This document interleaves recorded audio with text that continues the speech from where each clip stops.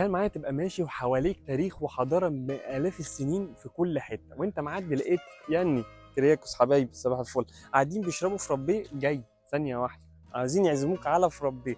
تمام، فانت هتعمل ايه؟ انت تروح تاكل فرابيه وهتاخد كمان بغاسه.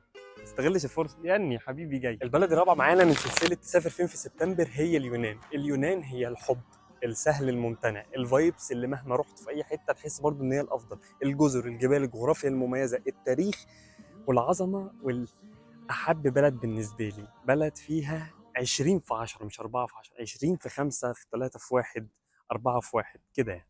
خلينا نبدا بروح التاريخ في اثينا وقاعده الاكروبوليس اللي عمرها الاف السنين، اكتر من 3300 سنه ولسه واقفه وزي ما هي ما شاء الله اللهم بارك، عشان بس ايه ما يقولوش بس الحسد ومش الحسد بيلبسوها فينا. وعندك ثيسالونيكي وهي مدينه شبابيه حيويه على البحر كده، معروفه بان هي العاصمه الثقافيه لليونان. عاوز رومانسيه وبحر؟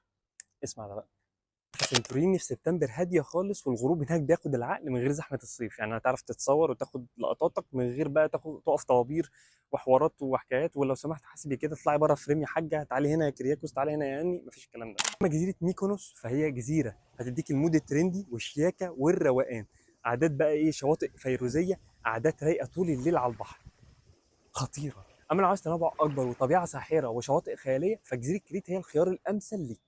وده غير طبعا ان اليونان معروفه بجزر تانية كتير زي ناكسوس بشواطئها وميلوس بالوانها وطبيعتها الصخريه وكورفو بطبيعتها الخاصه، وكمان غير لفكادا والينو ألون- الونيسوس، غالبا ان شاء الله نكون نطقناها صح، بس هي يعني هي جزيره مش ترندي بس هي من اجمل الشواطئ في اليونان، حاجه رايقه قوي.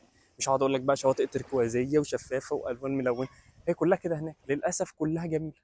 كلها جميل، نعمل ايه؟ محتاج تقطع فيزا شنجن على اليونان. طبعا نسيت اقول لك على اهم شواطئ من شواطئ اليونان وهي ذا كينسوس، هو شاطئ كده معروف جدا على الفيديوهات، او ما يكتب جريس هتلاقيه طلع لك على طول، اللي هو ايه، الصخره الكبيره اللي على شكل تمساح. تمام، تخين شويه. اما بقى لو عايز تشوف حاجه مختلفه تماما وحاجه غريبه عمرك شفتها وجغرافيا مميزه فعلا، هتروح الميتيورا. زي بص، هي صخور اسطوانيه عملاقه مبني فوق قممها اديره معلقه، حاجه مش مفهومه، حاجه انت هتروح تبص كده تفضل فاتح بقك مش فاهم ايه اللي بيحصل.